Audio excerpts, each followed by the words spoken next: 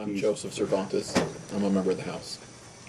I'm sorry. Yeah, I'm sorry. But you said introduce yourself. So you want me to tell you why I'm running from the House and Senate? Yeah. Well, I think some of the greatest opportunities for Doña Ana County lie in the border communities. And the promise of Doña Ana County for a long time has been the relationship between Santa Teresa, El Paso, Mexico. So I wanted to be able to be part of those relationships again. I was back when I was on the county commission.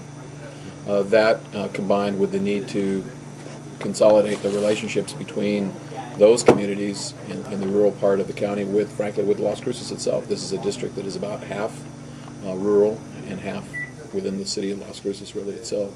And so there's a great opportunity there to try and bring those two communities a little closer together and develop a better relationship between the city and those rural communities. My name is Cervantes-Segura. I'm actually a lifetime resident of the Mesilla Valley, in particular Sunland Park. I attended Gaston High School, which is on the South Valley, and also I'm a graduate from New Mexico State University.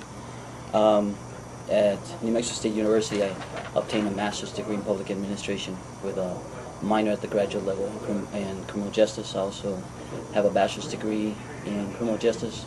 Also a bachelor's degree in Spanish and foreign language, and supplementary major in law and society. And a minor in government. I was a city councilor, mayor pro tem, and mayor for 12 years in Sunland Park. I was also the chairman of the El Paso Metropolitan Planning Organization, which is basically an organization that deals with transportation planning in the southern portion of the county and also the El Paso area. And I was also part of the New Mexico Chihuahua. I was a board member, part of the New Mexico Chihuahua board member, and also the New Mexico Community Development Council board, where basically we provided grants to rural communities. And just real briefly, why are you running for Senate? I'm running because I think there's overall I want to represent both I think the urban and the rural areas. I think there's a lot of challenges, especially the fact that this district falls in the border with the Republic of Mexico and also with the state of Texas. I think there's a lot of challenges there, but also a lot of opportunities.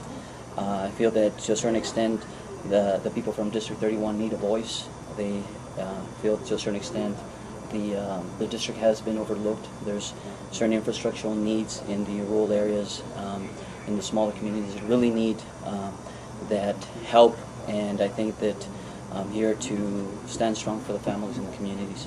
In particular, we'll do job Try creation. to keep it shorter. Sure. Yeah. Job creation, economic development, and border development. Okay. Infrastructure. Do you support the legislation that was introduced by Andy Nunez in this last session that would have prevented illegal immigrants from obtaining a New Mexico driver's license? And what other changes, if any, would you like to see in state law in terms of both immigration and border security issues? Sure. I think the reality is that I think border security and the driver license issue is not necessarily an either-or issue. I think that I do not support Andy Nunez's legislation. I think that when I'm here to advocate for the families and the communities of New Mexico, I mean all New Mexico residents, and one of the things that I really stand strong for is that the immigration, I feel that this driver license is trying to circumvent the immigration issue. I think the immigration issue is something that belongs at the federal level. I think that at the federal level we need to debate that issue. We need to come to some form of consensus. We cannot have different communities or different states adopting different regulations. I think that it's going to go in front of the Supreme Court, so I think it's going to be defined more. It's going to be narrowed. The issue is going to be narrowed, and it's going to be defined a little bit more. So I feel that that if it's an issue of homeland security, an issue of security, I think we can definitely work towards it. I know that the Democratic Party had previously proposed certain bills and certain proposals that were there, but obviously the governor was not in support of some of those. But I think that we're willing and wanting to work at that end if it's going to close any loop in regards to the security aspect of it. But that doesn't mean that the cost of the families and the children will suffer as a consequence of that. There's been widespread abuse of the existing policy in the state of New Mexico, and this is part of why the 15 states that originally started doing this, along with the state of New Mexico, have now all essentially repealed these laws. The only last remaining state that has the law similar to New Mexico is the state of Washington, where the Democratic governor there has said that they favor an appeal, or a repeal of that state's law. So that would leave New Mexico alone with the states exercising this policy, and that begins to jeopardize those who have driver's licenses all across the board here in the state. I agree that this is a federal issue, and the failure of the federal government shouldn't make it incumbent upon the states to begin trying to pass immigration laws. And so I strongly oppose what's happened in Arizona. I strongly oppose what other states like Alabama, Georgia, Utah, South Carolina, and other states are doing to try and adopt their own immigration policies. But to be consistent and logical, New Mexico cannot have its own immigration policy and then decry the other states that have anti-immigration policies in consideration. So to be consistent, we should be using our energies and our efforts to put the pressure on the federal government to address what is a solvable problem, and that's immigration. The reference to what's been called the Democrat plan, it's not really a Democrat plan, it's a small group of people who have proposed an alternative in New Mexico. I strongly oppose that because it would require immigrants to come in and be fingerprinted, to be booked, to identify themselves, to maintain their driver's licenses. I know, and I think everybody knows, that's not going to happen. And so that's a cruel, in my opinion, it's a cruel ruse to try and look like we're going to continue to issue driver's licenses, but we're really not.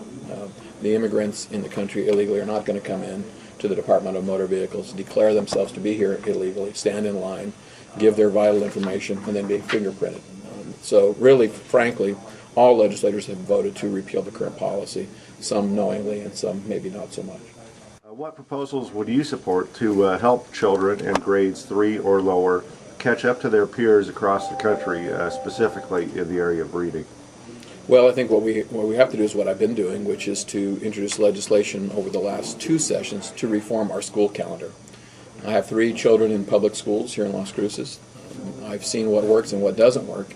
One thing that doesn't work is a 3-month extended summer vacation where children lose a great deal of the momentum and information they've gained and then have to regain that after the end of the summer break.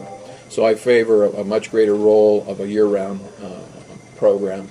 It would make greater use of our teachers, of our facilities, and greater efficiencies.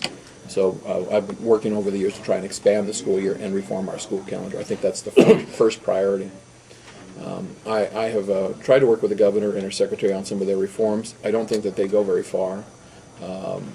We begin to try and arrest, I shouldn't use the word arrest, but if we try and stop children from promotion at 3rd grade, we're going to deal with the children that are now in kindergarten through 1st grade, but we're not at all tackling the children who are now in 4th, 5th, 6th, all the way through high school, and I'm not prepared to write them off.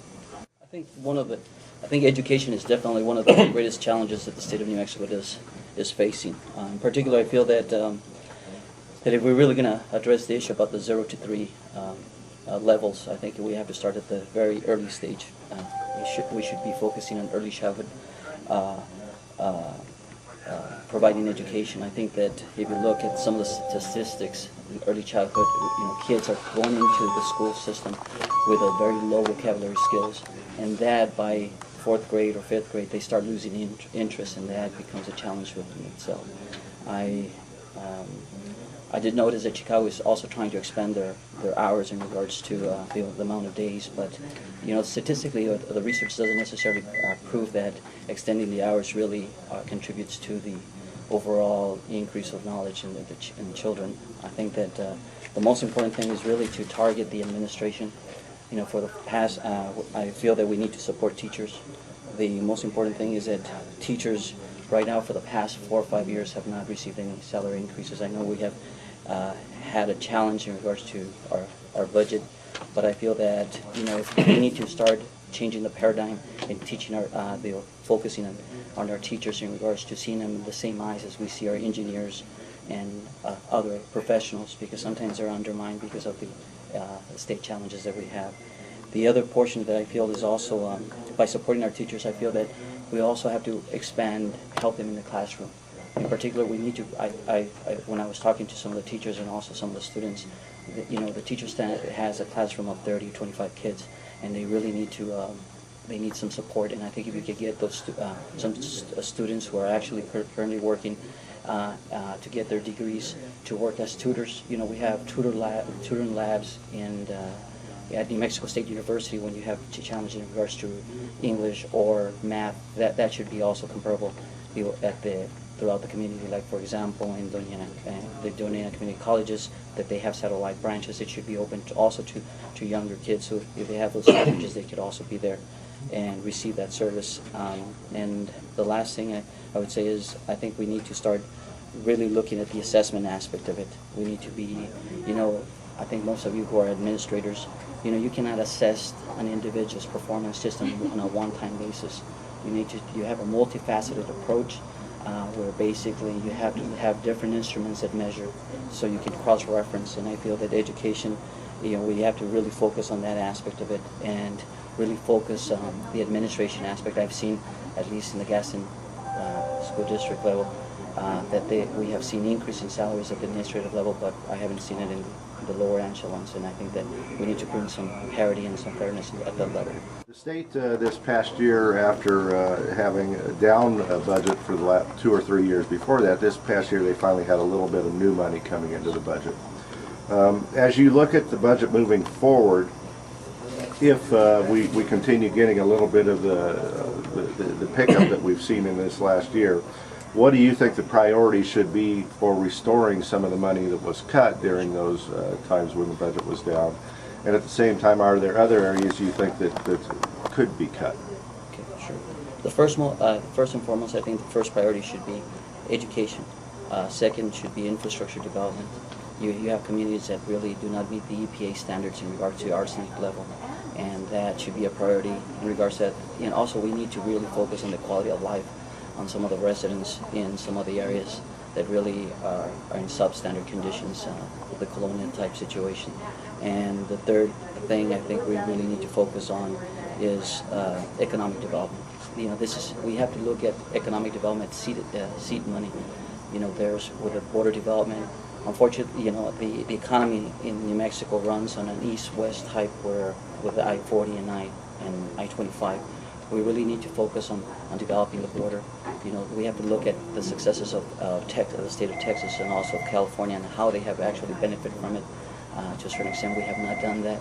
I know the governor and some of the leaders in the past, from Governor King, Johnson, and the other governors, have really focused on that. But I think we have not taken it to that level. We need to really focus on putting an emphasis and get that going.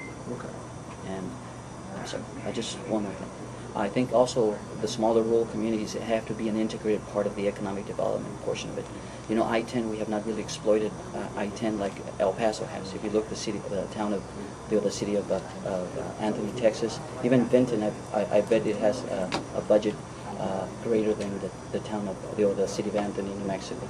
We really need to exploit that, and really so that we can create jobs. We need to also have incubators in smaller communities, so economic incubators, so we can help them out and so they can benefit. The greatest problem with our budget, Walt, is that we have put too much of our reliance on oil and gas revenues. This began about 8 or 9 years ago, and so in an effort to try and cut taxes on personal income, and cut taxes on gross receipts, cut taxes on food and medical supplies, what we did is we put more and more of the state's needs on oil and gas revenues.